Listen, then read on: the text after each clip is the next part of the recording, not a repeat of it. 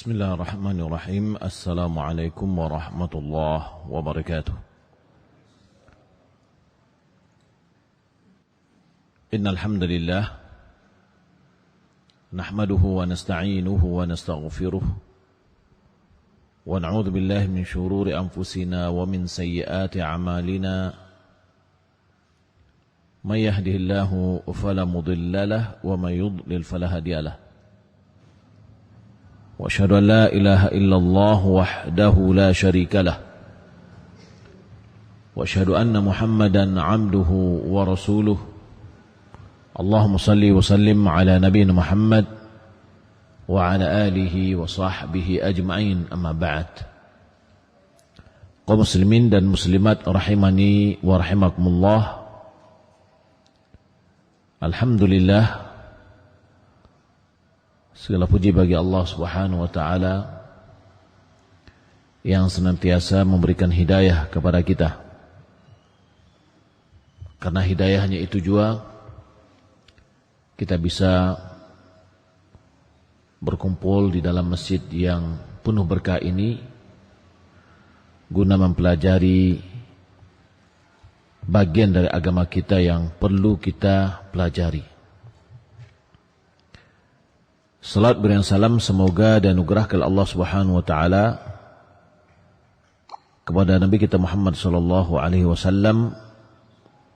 Allahumma shalli ala Muhammad wa ala ali Muhammad. Bapak Ibu yang dimuliakan Allah Subhanahu wa taala, pada pertemuan sebelumnya kita telah mengambil beberapa poin tentang orang-orang yang terlaknat di dalam Al-Quran. Di antaranya adalah iblis, kemudian orang Yahudi, dan kita telah mempelajari sebab-sebab kenapa mereka terlaknat. Maka kesempatan ini kita mempelajari orang-orang yang terlaknat yang datang hadis yang menjelaskannya. Dan sebelumnya kita sudah jelaskan bahwa melaknat orang-orang tertentu, individu tertentu itu tidak boleh.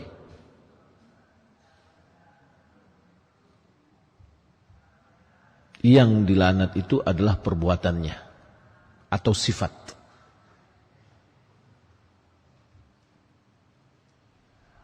Banyak hadis dan ayat yang menjelaskan kepada kita di mana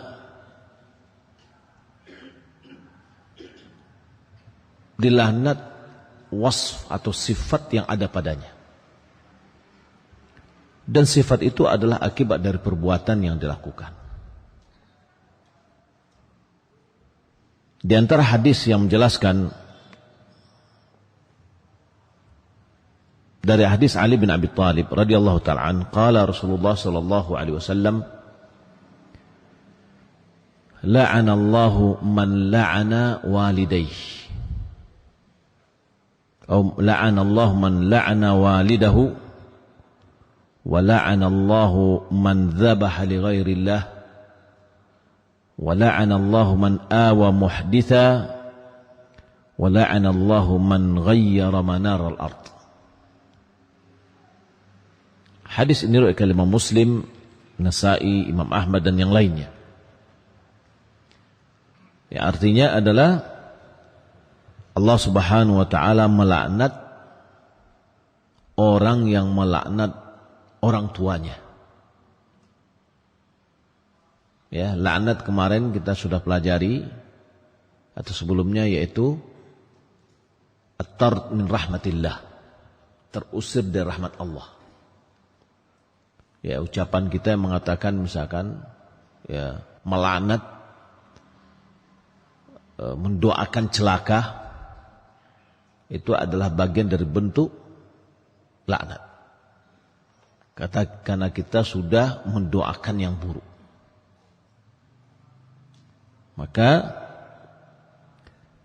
la'anallah man la'ana walidayhi, yaitu Allah melaknat orang yang melaknat kedua orang tuanya, ibu dan bapaknya, dan seterusnya ke atas. Dia caci maki, dia sumpah serapah yang dia keluarkannya, ya, itu adalah bagian dari bentuk laknat. Wa la'anallahu man dzabaha li ghairillah.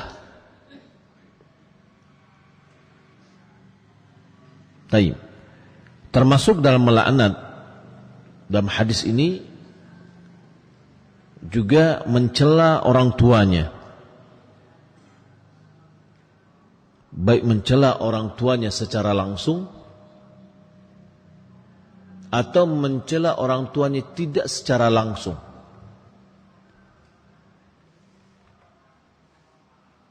Mencela orang tuanya secara langsung adalah perkataannya langsung pada orang tuanya. Mencela orang tuanya tidak langsung adalah dengan cara mencela orang tua orang lain, maka dia akan mencela orang tuanya. Ya. Dan itu termasuk dalam riwayat Imam Bukhari. Nabi SAW bersabda, min akbar al-kabair ayyal'ana ar-rajulu walidayhi. Termasuk dosa-dosa besar, kata Nabi, ada seseorang melaknat kedua orang tuanya.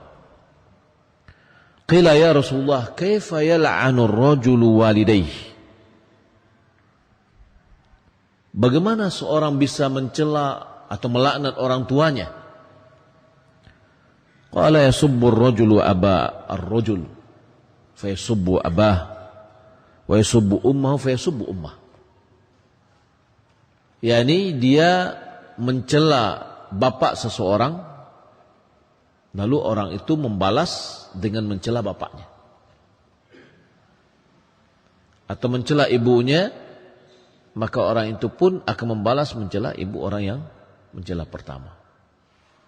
Ya, kalau kita lihat dah anak-anak kita yang ketek-ketek, awak kita ketek-ketek dulu ya, apaang lah, maang lah, gitu. Nanti berbalik-balik, ya, karena kita tidak tahu dahulunya. Nah, boleh jadi sekarang kita sudah tahu atau sudah dewasa. Ketika kita mencela orang tua orang lain, maka boleh jadi itu dia akan mencela orang tua kita. Jadi penyebab sama dengan pelaku. Juga dalam surah Al-An'am Allah Subhanahu wa taala berfirman, "Wala tasubbul ladzina yad'una min dunillah fayasubbullaha 'adwan bighairi 'ilm." Janganlah kalian mencela orang-orang yang mengibadati selain Allah. Ketika kita mencelanya, fayasubbullaha 'adwan bighairi 'ilm. Mereka akan membalasnya sehingga mereka mencela Allah tanpa ilmu. Nah, ini perlu dicermati bagi orang-orang yang sibuk berdebat di media sosial. Apalagi kalau seandainya perdebatan itu adalah antar agama. Ya, lintas agama. Terkadang karena tidak bisa mengontrol emosi, akhirnya keluar kata-kata dan itu memancing lawan mengata-ngatai, ya, Nabi kita, mengata-ngatai Allah. Dan Allah Subhanahu wa taala katakan dalam Al-Qur'an, "Wala tasubbul ladzina yad'una min dunillah."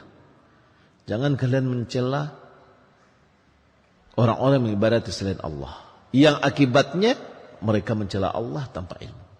Begitu juga tadi. Seorang mencela bapak orang lain, maka orang itu akan membela dirinya. Ya, kemudian mencela orang tua kita. Kitalah yang penyebab orang tua kita dicela oleh orang. Nah, maka sama dengan kita mencela langsung. Maka dalam hadis riwayat Imam Bukhari tadi, ketika dia berkata, "Kaifa yal'anu ar-rajulu walidayhi?" Bagaimana cara seseorang melaknat orang tuanya? Ini adalah pertanyaan yang rasanya tidak mungkin adanya seseorang mencela orang tuanya yang seharusnya dihormati, ya, dia santuni dan seterusnya. Lalu Nabi SAW menjelaskannya. Nah, ini yang pertama. Yang kedua, la'anallahu man dzabaha li ghairillah. La'anallahu man dzabaha li ghairillah. Allah melaknat orang yang menyembelih untuk selain Allah. Ya, menyembelih untuk selain Allah. Baik itu menyembelih seperti orang menyembelih untuk berhala, ya, atau untuk salib, atau untuk yang lain, ya, mungkin termasuk kepada jin, dan termasuk apa yang dilakukan oleh sebagian masyarakat kita. Dan itu ketika ditanya, mungkin itu adalah sebuah tradisi, yaitu menyembelih ayam untuk didarahi pekayuan kuda-kuda rumah, atau mendarahi tunggak gadang, dan itu disembelih ayam. Sembelihannya itu tujuannya adalah untuk mendarahi kayu. Maka ini adalah sembelihan untuk selain Allah Subhanahu wa taala. Dan termasuk sembelihan untuk selain Allah adalah menyembelih untuk mengagungkan tokoh tertentu atau orang tertentu. Dengan cara ketika dia datang, lalu kita sembelih di hadapannya, ya, dalam rangka pengagungan terhadapnya. Walaupun di dalam sembelihannya itu adalah dia menyembelih baca bismillah. Maka sembelihan yang disembelih untuk selain Allah, dagingnya adalah haram, dia menjadi bangkai. Jadi ayam yang didabiah untuk menaik kuda-kuda rumah, kemudian darahnya dipoleskan ke kayu, itu ayamnya haram, karena dia adalah bangkai. Wala ta'kulu hurimat alaikumul maitatu wad-damu wa lahmul khinzir wa ma uhilla li ghairillahi bih. Itu adalah bagian dari kita menyembelih untuk selain Allah Subhanahu wa taala. Maka itu adalah haram untuk dimakan.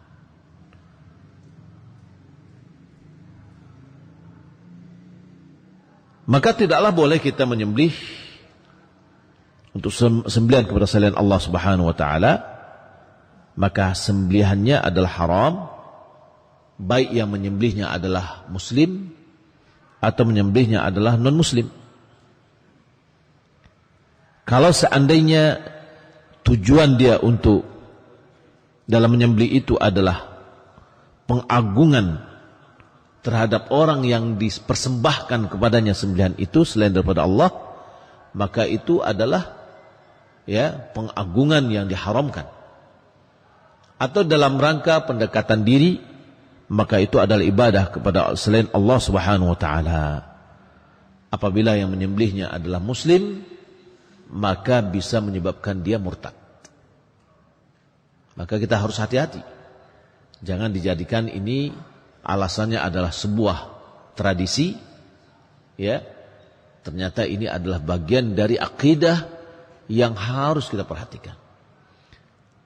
Kalau tidak salah pada tahun 2006 saya pernah baca koran, di salah satu daerah ada tokoh atau juga bisa dikatakan seorang tokoh agama.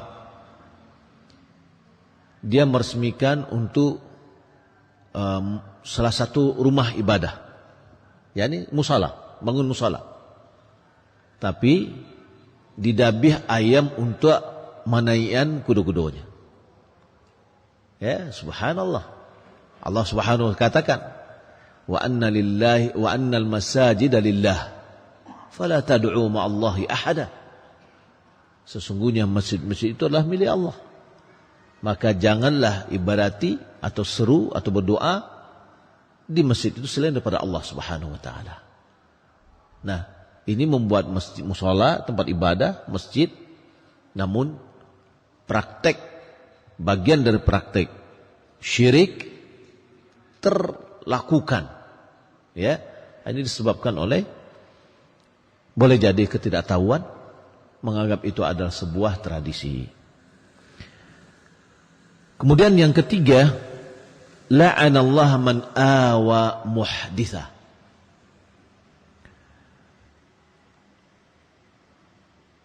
Muhdithan di sini ada dua makna. Muhdithan dengan muhdatsan. Allah melaknat orang yang melindungi muhditsan, yaitu melindungi orang yang membuat kejahatan. Ya, ada orang yang membuat kejahatan lalu dilindungi, yang seharusnya mau diserahkan kepada yang berwajib. Atau juga dimaknai juga adalah Allah melaknat orang yang membela pelaku bid'ah. Karena muhdits adalah membuat hal yang baru, yang mana agama kita sudah disempurnakan oleh Allah Subhanahu wa taala, tidak boleh kita tambah-tambah lagi. Imam Malik dia mengatakan, "Ma lam yakun yauma idzin dina, lam yakun yauma idzin dina." Apapun pada saat diturunkannya firman Allah, "Al-yauma akmaltu lakum dinakum wa atmamtu lakum ni'mati wa raditu lakum Islam madinah," pada hari itu tidak bagian dari agama, maka sampai sekarang juga tidak akan menjadi bagian dari agama. Atau juga makna yang lain adalah man awa muhdatsan, yaitu membela atau ridha, ya, ridha terhadap perbuatannya. Maka ini juga, ya, bagian yang kita tidak boleh.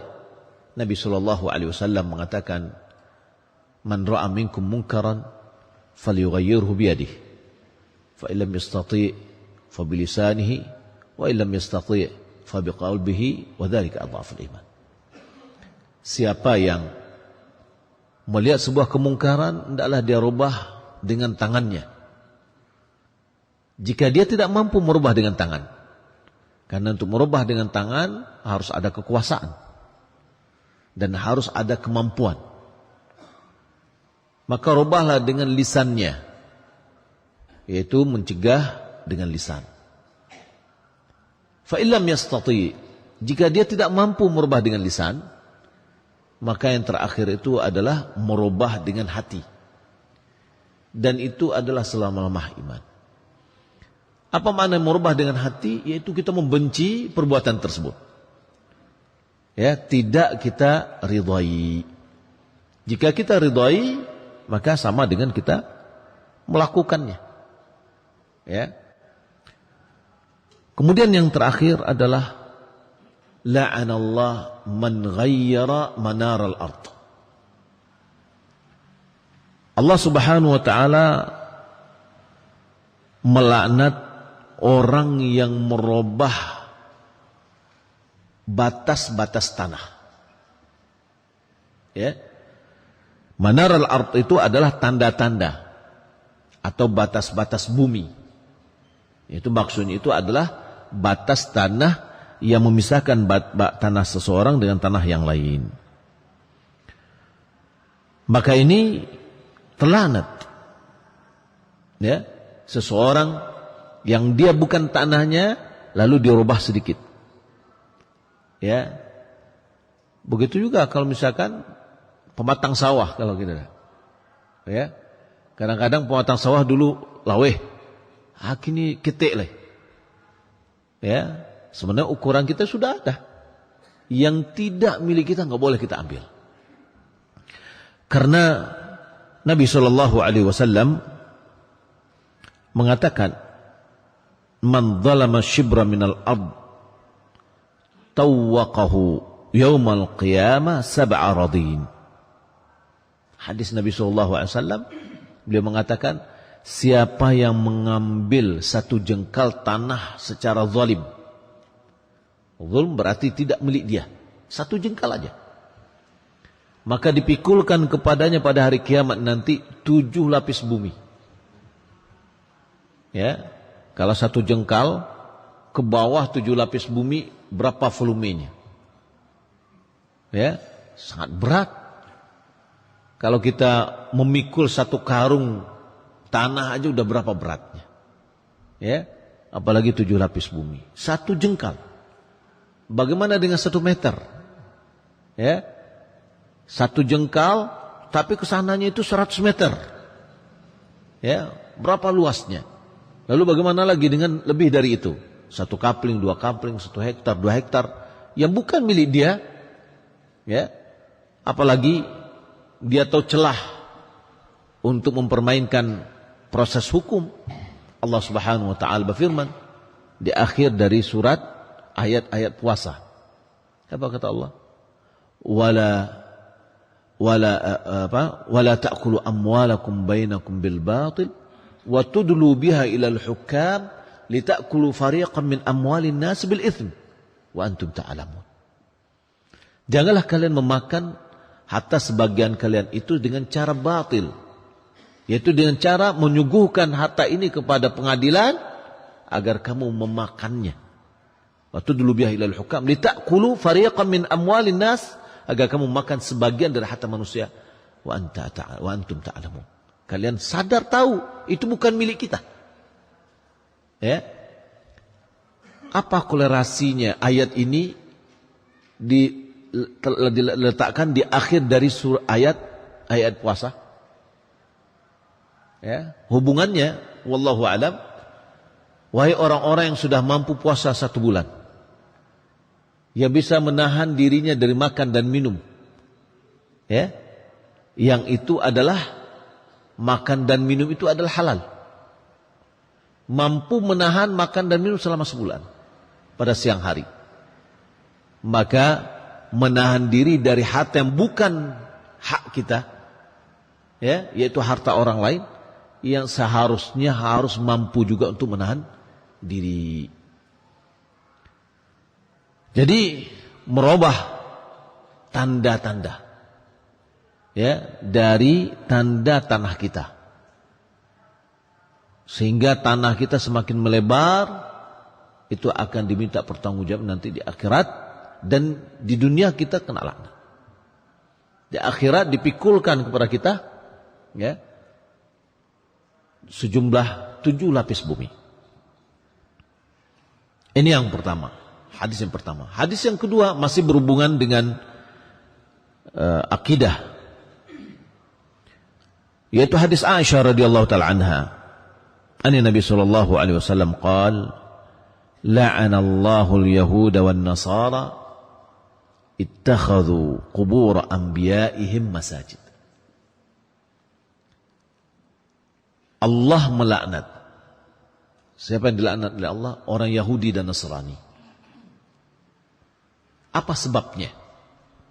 Sebabnya ittakhadhu qubur anbiya'ihim masajid. Mereka jadikan kuburan-kuburan nabi mereka sebagai masjid. Masjid sebagai tempat beribadah, sebagai tempat sholat. Hafidz Ibnu Hajar dia mengatakan di dalam Fathul Bari, ittakhadhu jumlatan musta'nafah ala sabilil bayan al-mujib lil'an. Ittakhadhu ini adalah ungkapan yang menjelaskan apa sebab orang Yahudi itu, ahli Yahudi dan Nasrani itu kena laknat. Ya. Jadi setelah ittakhadhu dan seterusnya, itu ada menjelaskan kenapa dia dilaknat oleh Allah Subhanahu wa taala. Syekhul Islam Taimiyah dia mengatakan, innal muslimin qad ajma'u ala ma 'amiluhu bittirad min dini rasul anna as-salata 'inda al-qubur manhiyun 'anha wa annahu sallallahu alaihi wasallam la'ana man ittakhadhaha masajid. Sesungguhnya kaum muslimin telah sepakat ya atas bahwa dalam agama Rasulullah SAW bahwasanya solat di dekat kuburan dilarang. Solat di dekat kuburan adalah dilarang. Kenapa dilarang? Walaupun dia mengibadati Allah, tapi dia solat di sana, itu adalah wasilah, ya, yaitu celah untuk mengibadati selain daripada Allah Subhanahu Wa Taala. Ada lagi orang yang beribadah di dekat dia atau kadang di depannya atau di sampingnya diletakkan gambar gurunya, ya, itu juga serana atau celah untuk yang bermuara nanti akan melakukan perbuatan syirik kepada selain Allah Subhanahu wa taala. Bahwasanya Nabi SAW melaknat orang yang menjadikan kuburan itu sebagai tempat ibadah. Famin a'zamul muhdathat wal asbab asy-syirki as-salatu 'indaha wa ittikhadhuha masajid wa bina'ul masajid 'alayha.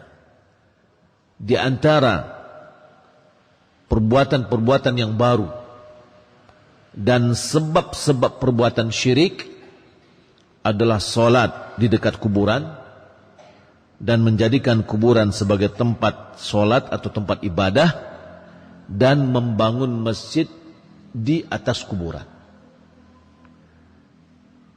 Dan sudah terdapat hadis-hadis yang banyak di mana Nabi SAW melarang dari hal yang tersebut. Malah Nabi SAW dengan tegas melarangnya. Kemudian Imam Ahmad dan pengikut Imam Ahmad, pengikut Imam Malik dan Imam Syafi'i telah mengharamkan hal yang demikian juga. Ya, menjadikan kuburan sebagai tempat beribadah. Apa modelnya?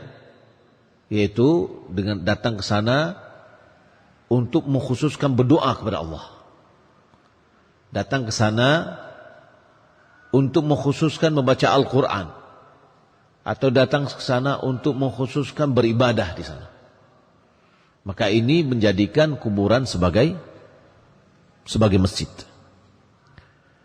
Dan Nabi SAW melaknat orang Yahudi dan Nasrani. La'anallah al-Yahuda wan Nasara. Allah melaknat orang Yahudi dan Nasrani. Ini sebenarnya adalah peringatan terhadap umat Islam dari perbuatan yang telah dilakukan oleh orang Yahudi dan Nasrani, yang mana mereka menjadikan kuburan para nabi mereka sebagai tempat beribadah karena sikap mereka yang ghulu, yang melampaui batas terhadap para nabi. Dan ini adalah merupakan serana yang bisa membawa seseorang kepada perbuatan syirik. Di dalam Sahih Bukhari dan Muslim dari Ummi Salamah, bahwasanya Ummi Salamah menceritakan kepada Rasulullah SAW tentang gereja yang dilihatnya di negeri Habasyah ketika hijrah ke sana. Dilihatnya bahwasanya di dalam gereja itu banyak gambar-gambar, ya, gambar-gambar. Lalu Nabi SAW mengatakan, "Ulaika idza mata fihimur rajul salih." Mereka itu apabila orang-orang yang soleh dari mereka meninggal dunia, atau abdus salih, atau hamba yang soleh, banu ala qabrihi masjidah, Mereka bangunlah tempat ibadah atau masjid di kuburan mereka. Wasawwaru fihi tilkat suwar. Mereka buatlah gambar, meletakkan gambar-gambar itu di sana. Ulaika syirarul khalqi indallah. Mereka itu adalah seburuk-buruk makhluk di sisi Allah Subhanahu wa taala. Maka hal ini tentu harus kita jauhi diri kita dan masyarakat kita dari hal-hal yang demikian, karena ini adalah fenomena-fenomena syirik atau sarana-sarana yang menghantar kepada perbuatan syirik. Hadis yang ketiga yang berhubungan dengan la'nat, an Aisyah radhiyallahu taala anha qalat qala Rasulullah sallallahu alaihi wasallam sittatun la'antuhum wa la'anahumullah wa kullu nabiyyin mujabud da'wah. Kata Nabi SAW, ada 6 poin yang aku laknat mereka. Dan Allah melaknat mereka. Setiap Nabi doanya dikabulkan. Az-zaid fi kitabillah, yang menambah di dalam kitab Allah. Wal mukadzib biqadarillahi ta'ala, yang mendustai takdir Allah. Wal mutasallita bil jabarut fayu'izzu bidzalika man adalla Allah wa yudhillu man a'azza Allah. Orang yang semena-mena dengan kekuasaannya, maka dia memuliakan orang yang dihinakan oleh Allah, dan dia menghinakan orang yang dimuliakan oleh Allah. Kemudian wal mustahillu li haramillah, orang yang menghalalkan apa yang diharamkan oleh Allah. Wal mustahillu min atrati ma harram Allah, dan orang yang menghalalkan dari keturunanku yang telah Allah Subhanahu wa taala haramkan. Wattarik li sunnati, dan yang meninggalkan sunnahku. Di sini ada 6 poin di mana si pelakunya kena laknat dari Rasulullah dan dari Allah Subhanahu wa taala. Yang pertama adalah az-zaid fi kitabillah, yaitu orang yang menambah di kitab Allah. Ya, yakni memasukkan apa yang bukan di dalam dari kitabullah. Ya, ada yang menambahkan.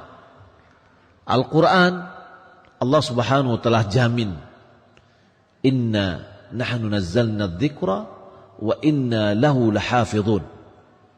Sesungguhnya kami yang menurunkan az-zikr, yakni Al-Quran, dan kami jugalah yang akan menjaganya. Maka itu adalah jaminan dari Allah Subhanahu wa taala. Al-Quran ini terjamin tidak ada penambahan, tidak ada pengurangan. Ya, bagi orang yang meyakini bahwa Al-Quran itu ada yang kurang sehingga perlu ditambah, maka berarti dia sudah mendustai firman Allah tadi. Lalu apakah ada juga orang yang mau menambah? Ada. Seperti yang dilakukan oleh orang Syiah. Ya, Syiah.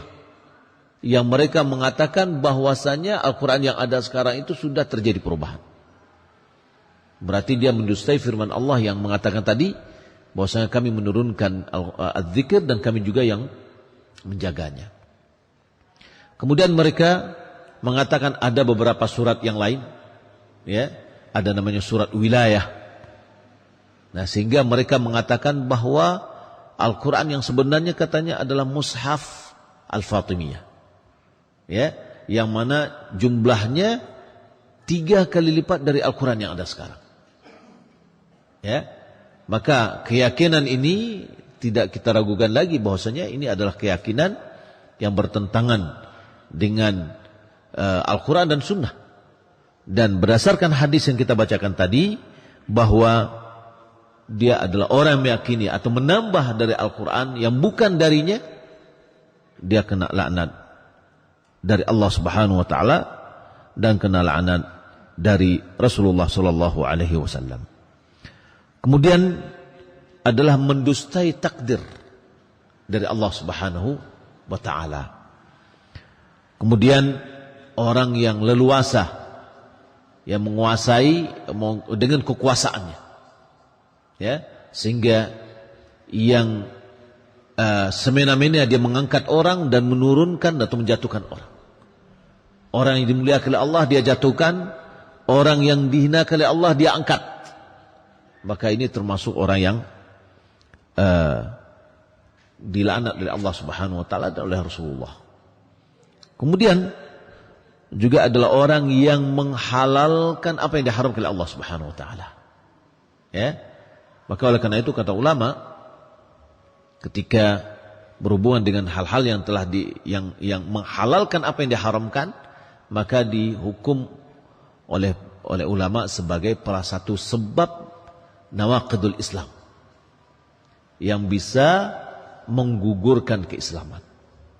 Nah, di antara yang kena laknat dalam hadis tadi adalah at-tariku li sunnati, yang meninggalkan sunnahku. Nabi sallallahu alaihi wasallam mengatakan, man raghiba an sunnati falaysa minni, siapa yang tidak suka dengan sunnahku maka dia bukanlah dari golonganku. Ini tentu adalah ancaman yang berat, ancaman yang keras dari Nabi SAW terhadap orang yang tidak mau mengambil sunnah Rasulullah SAW. Ya, bagaimana dengan orang yang memperolok-olok sunnah Rasulullah? Lalu bagaimana juga dengan orang yang yang memusuhi sunnah Rasulullah? Ya, dan memusuhi orang-orang yang menjalankan sunnah Rasulullah SAW. Maka ini tentu menjadi ancaman yang berat terhadap mereka.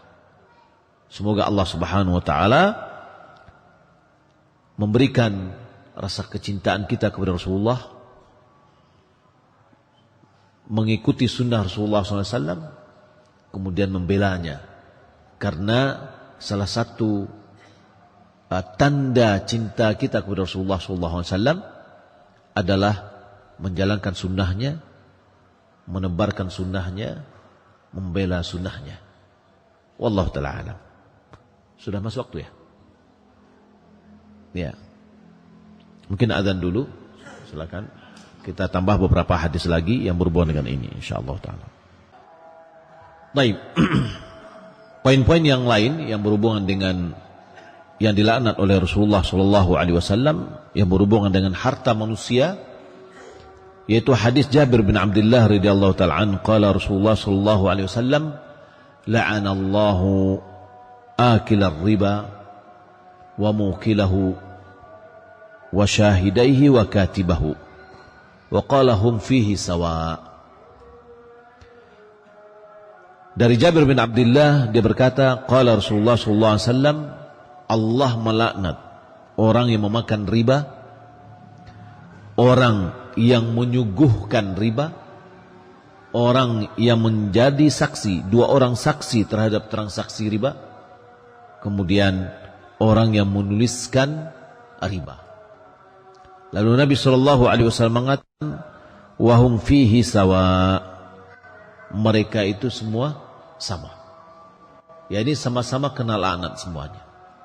Walaupun ada yang tidak memakannya, yang memakan cuma mungkin satu, yang pertama, yang lainnya tidak. Tetapi dia menjadi yang membantu orang-orang berbuat riba. Apa itu riba?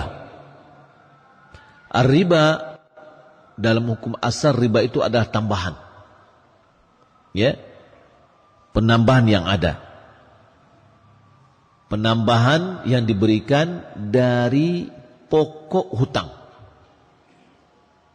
Dalam sebuah kitab dikatakan bahwasanya riba itu adalah ziyadatun mushtaratun ziyadatun masyrutatun ya'khudhuhu da'in minal madin muqabalatil ajl, yaitu tambahan yang disyaratkan yang diambil oleh orang yang menghutangkan dari orang yang berhutang sebagai kompensasi dari waktu yang diberikan.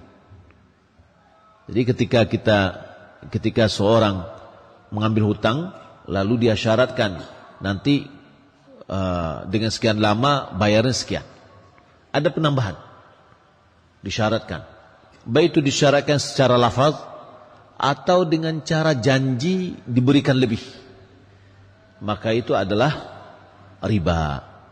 Jadi tambahan yang disyaratkan yang diambil oleh orang yang menghutangkan dari orang yang berhutang karena kompensasi dari waktu. Dan itu adalah salah satu makna dari riba, karena itu adalah riba nasi'ah namanya. Adapun riba fadl adalah menambahkan salah satu pihak dari transaksi dari jenis yang sama dari riba. Ya, menambahkan salah satu dari pihak yang bertransaksi dalam barang-barang riba. Contoh, emas dengan emas. Nabi SAW mengatakan, "Az-zahabu bil-zahab, wal-fiddatu bil-fiddah, al-burru bil-burri, wal-sya'iru bil-sya'ir, at-tamru bil-tamr, mithlan bimithlin, yadan biyadin." Emas dengan emas, perak dengan perak, gandum bur dengan gandum bur, gandum syair dengan gandum syair, korma dengan korma, garam dengan garam, harus sama takarannya dan harus cash, serah terima langsung. Nah, maka kalau emas misalkan 10 gram emas dengan 10 gram emas, ya, kalau seandainya ada yang ditambah 10 gram emas dengan 10 gram ditambah 1 juta, maka itu adalah riba, karena tidak sama. Ya, misalkan ibu-ibu pergi ke toko emas mau mengganti kalung jadi gelang misalkan, yang jumlahnya sama, pasti tidak akan mungkin orang toko mau menerima, sudah bawa kemari, bawa lah, ya, tidak akan mau dia. Maka harus ada selisih. Nah, cara kalau seandainya kita datang ke sana, lalu kita transaksi ini 10 emas atau 10 gram kalung diganti dengan 10 gram gelang misalkan, ditambah dengan 1 juta, itu adalah riba. Lalu bagaimana solusinya? Solusinya adalah diselesaikan transaksi yang pertama dulu. Kita yang mau menggantikan, ya, kita jual dulu emas kita. Lalu uangnya harus kita terima dulu. Ya. Karena jual beli itu harus ada serah terima, selesai dulu. Ya, karena jual beli emas harus cash. Tidak boleh dikredit. Ya, harus yadan biyadin, kata Nabi SAW. Mithlan bimithlin. Kalau emas dengan uang, dia sudah berbeda jenisnya. Walaupun ilatnya sama-sama nilai tukar, tapi jenisnya sudah berbeda. Sama dengan perak dengan emas, sudah berbeda jenisnya. Kalau jenisnya berbeda, boleh jumlahnya berbeda, akan tetapi harus cash. Maka pada saat itu dijual dulu emas yang pengen kita lepas, lalu kita terima uangnya. Setelah itu mau membeli barang di situ juga terserah kita, mau beli barang di tempat yang lain itu terserah kita. Tapi terkadang orang punya toko nggak mau kan? Ya, orang pembalilah di muka awak masa kalapeh. Ya. Nah, walaupun nanti kita ketika membeli barang yang baru harus ditambah 1 juta, Ya, tetapi itu sudah tidak antara emas dengan emas. Tapi transaksi kita sudah emas dengan rupiah. Maka itu boleh ya berbeda jumlahnya. Nah, ini adalah riba fadl namanya. Ya. Nah, orang yang memakan riba siapa di antara mereka? Yaitu orang yang biasa meminjamkan uang kepada orang, rentenir misalkan, atau orang yang mendeposito uangnya lalu dia mengambil ya bunganya setiap bulan. Itu namanya akilu riba, yang makan riba. Itu dia riba. Ya. Wa mukilahu, yaitu orang yang menyuguhkannya. Berarti orang yang meminjam uang lalu ketika dia mengembalikan, dia kembalikan uang pinjaman tambah dengan riba. Berarti kita menyuguhkan riba kepadanya. Maka kita juga kena. Kemudian 2 orang saksi yang memperkuat transaksi riba. Sekarang kalau transaksi itu diperkuat dengan apa? Dengan notaris. Ya. Maka kalau seandainya kita ada sebagai notaris, supaya jangan kena laknat ini, maka kita tidak boleh memperkuat transaksi riba. Ya, dan alhamdulillah pendapatannya kan tidak hanya itu aja. Banyak yang lain. Ya. Nah, kita hindari hal yang demikian supaya kita tidak kena laknatnya laknat Allah Subhanahu wa taala. Kemudian katibahu, yang menuliskan transaksi itu. Ya, lalu Nabi mengatakan waqalahum sawa. Mereka itu semuanya sama. Maka ini dalam dalam riba. Hadis Abu Hurairah radhiyallahu taala anna Nabi sallallahu alaihi wasallam qala la'anallahu sariqa yasriqul baydah fatuqta'u yaduhu wa yasriqul habla fatuqta'u yaduhu. Muttafaqun alaih. Nabi mengatakan Allah melaknat pencuri. Ini menunjukkan bahwasanya perbuatan mencuri itu adalah dosa besar karena kena laknat. Ya. Allah melaknat pencuri yang mencuri telur. Lalu tangannya dipotong. Ya, mencuri tali. Lantas tangannya dipotong. Muttafaqun alaih. Ulama mengatakan dalam hal ini bahwasanya yang rajih itu pendapat bahwa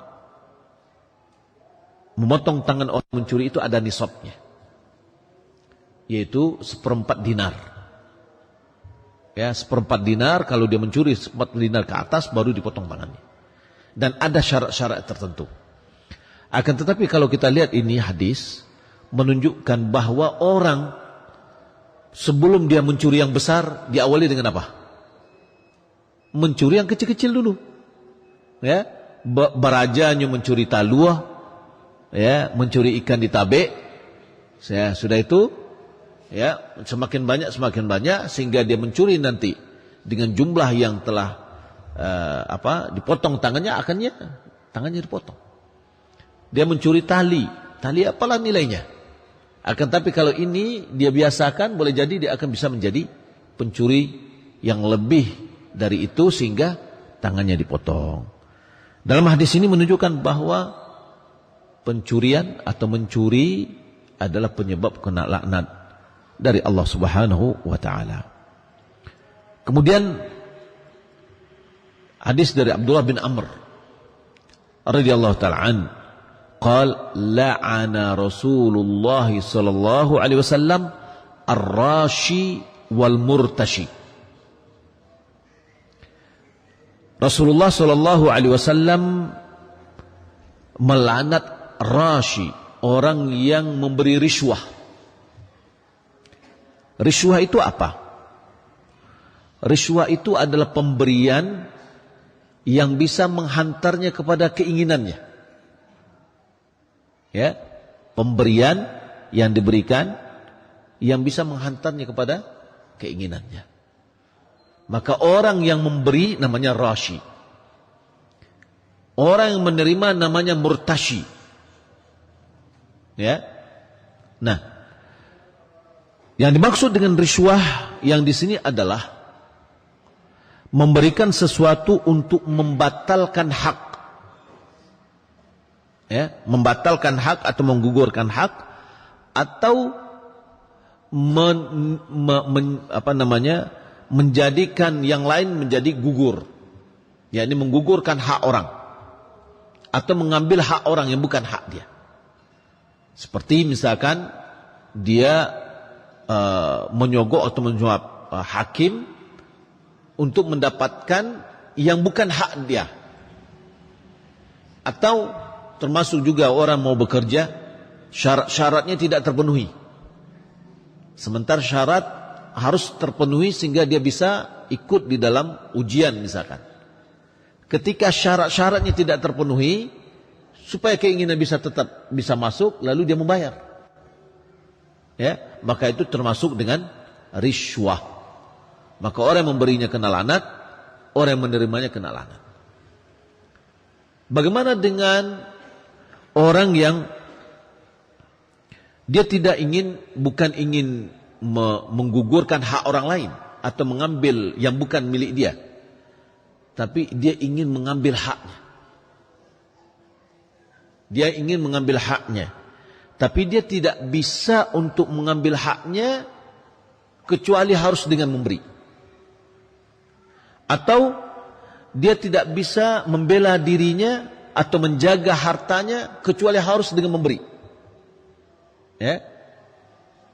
Maka dalam hal ini, kalau seandainya dia tidak bisa kecuali harus memberi, dan itu adalah hak dia, ya, maka tidak termasuk di dalam riswah yang kena laknat. Ya, tidak bagian daripada laknat.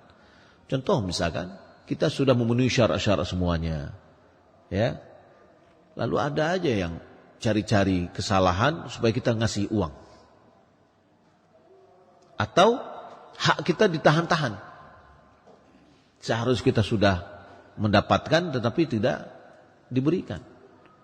Maka biasanya dikasih pelicin supaya meluncur keluar. Enak. Nah, kalau memang itu adalah satu-satunya untuk kita mendapatkan hak kita, maka kita berikan. Bagi dia itu adalah harta suhud, harta haram. Tidak ada haknya untuk menerima. Bagi kita, karena kita ingin mendapatkan hak kita, ya, terpaksa kita mengeluarkan, dan itu tidak masuk pada riswah yang dilaknat. Wallahu ta'ala alam. Demikian yang dapat kita sampaikan, semoga bermanfaat. Kalau seandainya ada yang mau bertanya, kita kasih kesempatan untuk pertanyaan. Apakah laknat itu ada batasnya, dan apa sanksi bagi orang terlaknat tersebut, Ustaz? Dari Ferry di Padang. Batasan dari laknat itu apabila dia sudah bertobat kepada Allah.